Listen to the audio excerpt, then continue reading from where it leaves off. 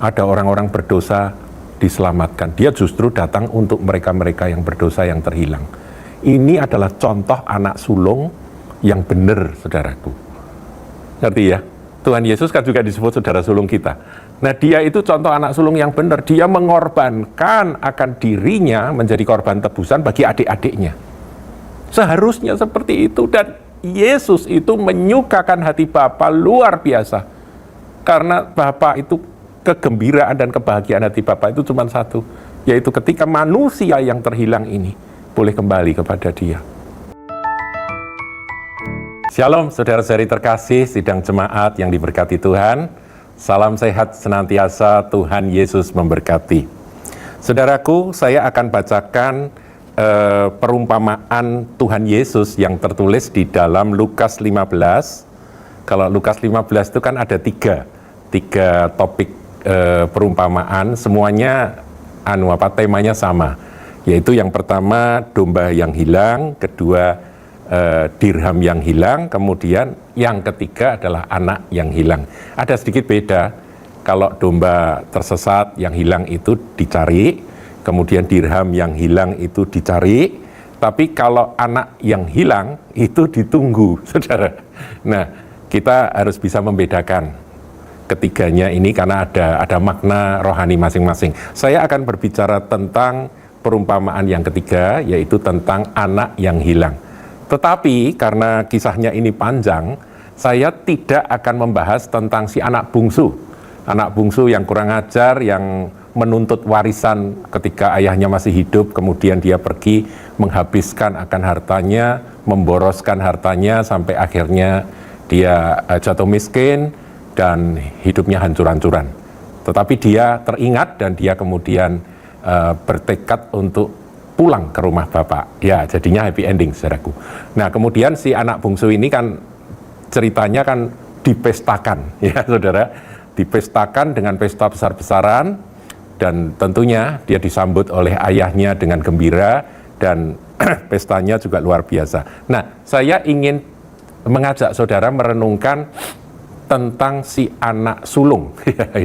ini jadi bukan anak hilangnya, tetapi justru anak yang tidak hilang, yang tinggal di rumah Bapa, yang bagaimana dia merespon ketika ayahnya itu menyambut adiknya itu tersebut. Saya bacakan mulai ayat yang ke-25, saudara.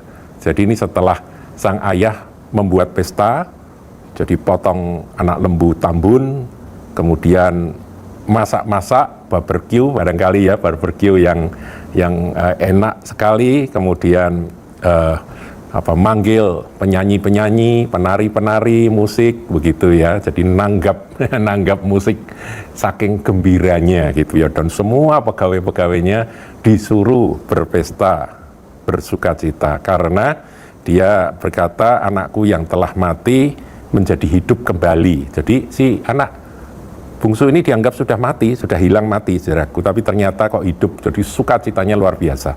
Dan dia mengekspresikan sukacita itu dengan pesta. Nah, sekarang kisah si anak sulung.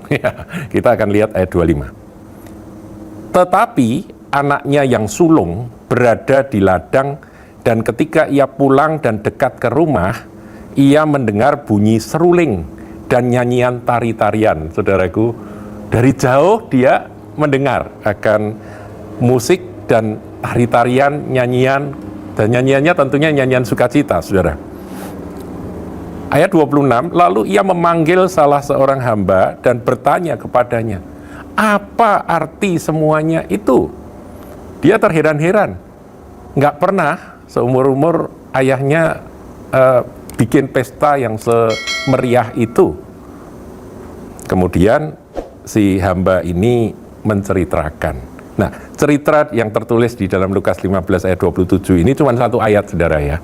Jawab hamba itu, adikmu telah kembali dan ayahmu telah menyembelih anak lembu tambun karena ia mendapatkannya kembali dengan sehat.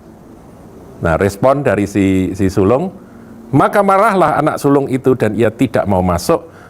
Lalu ayahnya keluar dan berbicara dengan dia. Jadi ayahnya membujuk dia gitu ya, saudara ya, mengajak dia ngomong. Nah, saya ingin mengajak saudara untuk merenungkan dengan satu imajinasi.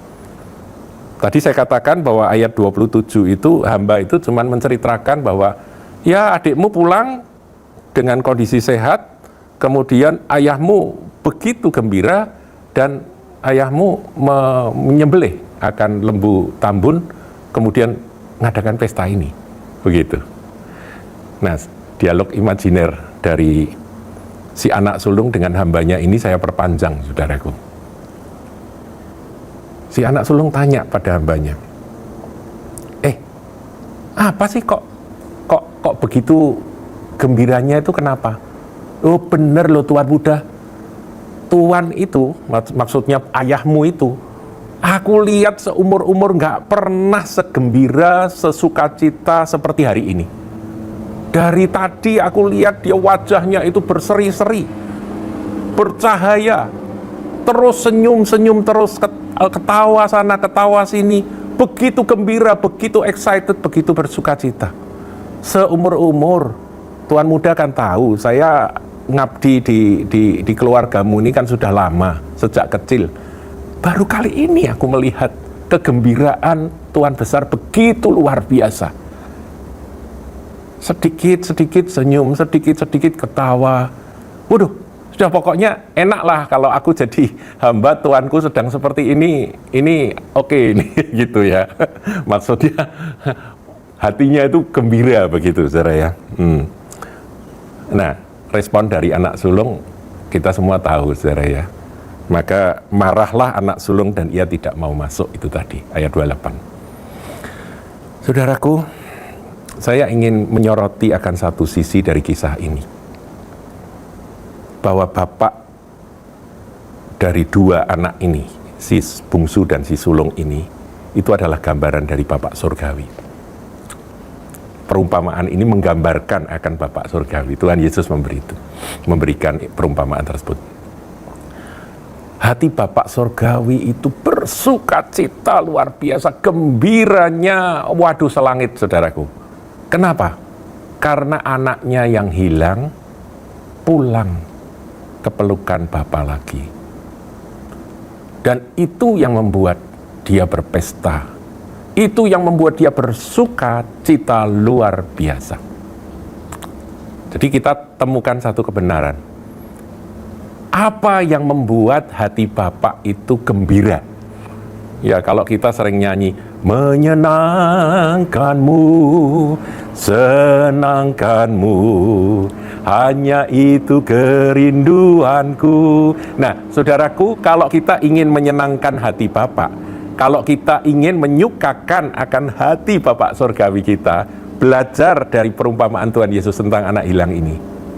Begitu ada anak bungsu, adik kita tanda kutip yang tadinya terhilang, tapi dia kembali ke pelukan ayah, maka itu adalah penyebab kesukaan besar yang tidak dapat ditandingi dengan apapun. Itu yang menyebabkan dibuatnya pesta besar-besaran,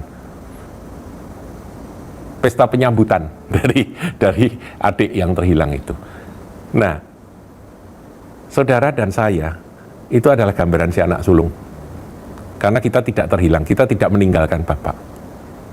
Nah, saya ingin saudaraku kita belajar dari kisah ini. Kok malah marah ketika adik yang terhilang itu pulang ke pangkuan Bapak? Dia marah. Kemudian apa yang dia omelkan, saudaraku, ketika ayahnya datang untuk ngajak dia bicara, membujuk dia. Ayat 29 katakan, tetapi ia menjawab ayahnya, katanya, telah bertahun-tahun aku melayani Bapak dan belum pernah aku melanggar perintah Bapak. Tetapi kepadaku belum pernah Bapak memberikan seekor anak kambing untuk bersuka cita dengan sahabat-sahabatku. Dia marah, saudara. Kok Bapak ini kok enggak pernah gitu ya memberi anak kambing, sekarang kok anak lembu tambun yang disembelih. Nah, kemudian ayat 30 muntah ini, saudara, anaknya apa? Unek-uneknya ini muntah. Tetapi baru saja datang anak Bapak yang telah memboroskan harta kekayaan Bapak bersama-sama dengan pelacur-pelacur, menjijikkan, memalukan. Maka Bapak menyembelih anak lembu tambun untuk dia. kata ayahnya, saudaraku, ini hati Bapak ya, ini kebenaran. Kata ayahnya kepadanya, kepada si sulung, anakku, engkau selalu bersama-sama dengan aku dan segala kepunyaanku adalah kepunyaanmu. Ini sebuah kebenaran, saudaraku. Ya, bapaknya itu mau bilang, kamu tuh kok protes toh, aku nggak pernah kasih anak kambing untuk disembelih dan untuk kamu pesta. Oh, kambing itu ya punyamu semua, punyaku kan punyamu. Nah, ini gambaran dari orang Kristen yang nggak ngerti akan hak istimewa sebagai anak-anak Allah. Itu soal lain, saudaraku, saya tidak akan bahas itu. Tapi itu diungkapkan di dalam kisah ini. Banyak orang Kristen iri hati ketika ada petobat baru, ketika ada orang yang dulunya hidup rusak kemudian dipulihkan oleh Tuhan, dan dia ya, tanda kutip itu begitu dimanjakan oleh Bapa Surgawi sehingga hidupnya itu luar biasa. Yang sudah lama setia ikut Tuhan marah, iri, saudaraku. Itu sering terjadi ya, sering terjadi. Dikatakan, aku belum pernah melanggar perintah Bapa. Jadi dia itu betul-betul seperti orang yang taat, tidak pernah melanggar akan perintah Bapanya. Jadi dia memperlakukan diri itu seperti hamba, seperti pegawai. Nah, sampai bapaknya tuh ngomong, nak, semua punya bapak, ini kan punyamu, semua punya ayah, ini kan punya kamu. Jangan kata kamu mau makan anak lembu dengan teman-temanmu, anak kambing ya saudaraku, anak lembu kamu ambil, bapak juga oke-oke saja. Nah, ini tadi sekali lagi ini soal lain saudaraku ya. Ini adalah soal pewahyuan bahwa di dalam Tuhan sebagai anak-anak Allah itu kita ini punya hak istimewa. Tetapi hati Bapa ini yang harus kita miliki. Dan kalau kita rindu menyukakan hati Bapa, ketahuilah saudara, hal yang paling menyukakan hati Bapa adalah